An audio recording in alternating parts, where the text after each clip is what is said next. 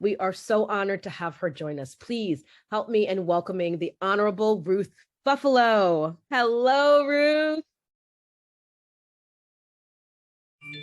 Hi, thank you. Thank you. Can you hear me okay? Yes, and thank you so much for taking this time and spending this time with us. So excited. Thank you. Yeah, thank you so much for the invite. Modzigidads, thank you in the Hidadza language. It's an honor to be in this virtual space with all of you. And I'm very impressed and inspired by all the work that you're doing from the short time that I joined the Zoom call. So it's exciting. And I just want to say thank you, everybody, for your amazing work. Yes, thank you. Well, so Ruth, I mean, as you heard us talk about this, our movement is centered on bringing people from the margins to the center of decision-making power. And so Rights and Democracy has seen the power that comes from helping our folks build and amplify their voices through programming like the Catalyst Leadership Program that's coordinated by Mia Schultz. Now, it's been a gift to see that program grow and to bring ever more amazing individuals into our movement to become leaders in ways that are meaningful for them and their communities. You are the embodiment of what we at RAD would call a movement champion. So what motivated you to run for office, and why elected office in particular? Gosh, I mean, I think, there were so many reasons, but, timing, of course. I would say really the heart of it was just being a big sister, carrying that role proudly and with a lot of responsibility. And it just seemed natural to continue down that path of like fighting for the underdog or fighting for justice and fighting for protecting our loved ones, protecting the land that we live on, making sure that everything is protected, from the land, the air, the water, the people. So, but really, I had some experiences when I was a young girl. I was 10 years old, and I have 3 younger sisters, 3 older brothers, and then 2 older first cousins that my mom raised. And so, yeah, it just was a part of, I just felt it was a part of a calling, I guess you could say, but also an expectation, because I really didn't see anybody stepping forward in North Dakota and representing the issues that mattered to me, my family, my community, and many others. So. And that's so key, right? The voices that haven't been there are the ones that most need to be there. So you decided to take this step. Did you even know it was going to be a historic run? Like what were the impacts of that? You're coming into this race, and you're not just any old person that's stepping into this. It's historic for you. So what do you feel were some of those impacts for you, your people, the state, and even our nation, for you to be able to have this win and to serve in this way? It's emotional. Yeah, I mean, I never set out to have the spotlight shined on me or to be the first of anything. That wasn't the goal. The goal was to win, but mainly to help everyone who hadn't been represented or been heard before. When I ran for the first time for office, I ran in a statewide race, and that was it was a daunting task, especially in a very red state as North Dakota. And I was finishing my 3rd master's degree in, this one was in public health. And I just remember wanting to make a difference, because when I was in grad school, as a mom, as you mentioned, I have 4 children. There were things that were happening within the community locally that I had experienced in the very same community when I was younger. And you always think your kids are going to have it better and different than you did growing up. And that really prompted myself and others in grad school to take action. And so from doing like local community organizing in Fargo, and then the timing was just kind of on, I had been asked years before to run for my Tribal Nations Council I think in 2011, and then again in, gosh, recently even, but you know, a couple of different times. I think it was like 2010, 2011, 2012, I was asked, and I had prior commitments and I couldn't, because I'm still very well connected to my community back home on the Indian reservation. My mom, my whole family still lives there. And so, yeah, I know we have a short amount of time, so I'll try to be brief, but yeah, I just never set out to have anything be historic. It was just doing what you felt was needed.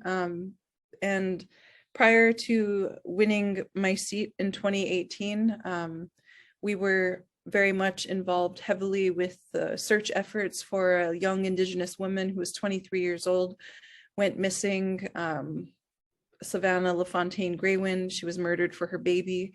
And that was a really horrific thing to be a part of. You know, we had still thought she was going to be alive, and it didn't, the outcome was not what we had expected or anticipated. And from that point forward, I mean, there again, it was just like another gut punch, like, when are things going to change? When are we going to be viewed as human beings? You know, so it just really, I guess, catapulted me to continue in this political arena.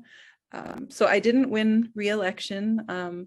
I lost. And so I'm still healing from that, but the work continues, you know, it's a temporary title that I was honored to have. And I will carry that honor, you know, for the rest of my life, you know, for my family and community and everybody. But the work continues. And so, yeah, that's kind of where I'm at right now. I appreciate that. And I do understand what that feels like as well. And we will talk about that. And I think what I would like to say to you is that we are still honored by your work, and your work does still have impact. And what we always realize is that someone else is watching and saying, because you did it, I can. Because you came as your whole self, because you brought your people with you, now I can too. So it is not done, and it is far from done. Now that's a piece that I do want to talk about, because it wasn't as though it was just smooth sailing. We know that it won't be. Being the first of anything is really difficult. And especially when you are carrying the weight and the legacy of your people behind you, right? And so being the first Indigenous woman to serve in a predominantly white elected body, it's not a great place to feel. It's not the most nurturing of environments, or the one that's most considerate of the unique perspectives and the things that you're going to bring. And being that voice can be very isolating. So how did you care for yourself? How did your community and your colleagues help care for you during those times that we know were not always as loving as they needed to be? Right. Definitely stayed in prayer, grew up very spiritual. And that's often not the narrative that is in mainstream media of Native people, or even, you know, when we're resisting or standing up and get against injustice, we're always in prayer. And so that's how I was raised, to stay in prayer. And that's really what helped keep me grounded. In the state legislature, we have, you know, opening prayer. We start the House floor session with the opening prayer, and then we jump right into the Pledge of Allegiance. And so what I kept with me in that legislative space was how we as Hidatsa people, my mom is Hidatsa, and my dad is Apache, but I grew up on the Fort Berthold Indian Reservation, where my mom's from.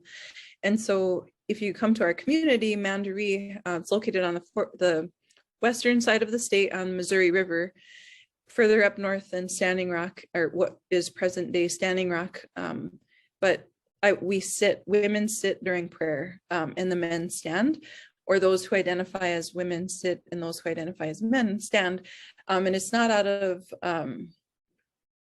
it's not to be disrespectful or to belittle women, you know, it's actually, we're equals, and it's out of respect that women have the capacity to give birth, you know, life givers, and men are protectors, you know, so the different roles there. And so I took that with me into the state legislature, and It was kind of funny too, because people thought that, what is she doing? Is she protesting? And, even my colleagues within my caucus were kind of nervous the first 2 weeks. And so I finally someone had the courage to ask me, what are you doing? And so, I'd sent out a all legislator email and respectfully explain things. So I think prayer, staying centered in prayer. And sometimes, new people in that space at that time didn't understand, even outside of the legislative body, you have the balcony upstairs where visitors come. So I even tried to make it more like people knew I was praying versus just sitting there, so I would close my eyes and, pray in that way. But so yeah, I would say prayer, and then just getting outside as much as I could in nature, even in Bismarck, North Dakota, just taking a few deep breaths outside. But really, like you mentioned earlier in this conversation, and someone mentioned it in the chat I saw, just thinking of the people who are going to be in this space after I am no longer there. And so that's also what helped me stay strong and have courage in that space. And so happy to say that we do have now 2 new Native American women legislators. We now have the silver lining from redistricting is that we have 2 tribal subdistricts, one from my tribal nation. And so Lisa Finley DeVille is actually from Mandaree. So I'm really excited and happy to see her in there. I got redistricted pretty good too, so maybe we'll talk about that later. But yeah, that's how I stayed grounded, was basically through prayer.